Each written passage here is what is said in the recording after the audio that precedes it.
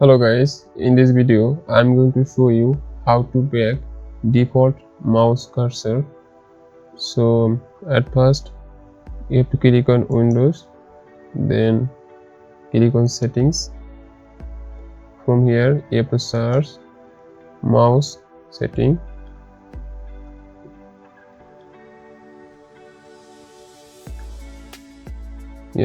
Click on mouse settings, then scroll down, click on additional mouse settings.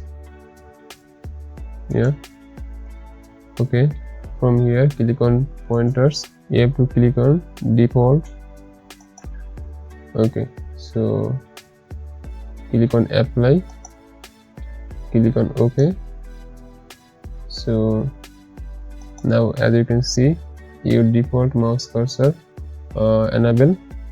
Thank you for watching my videos.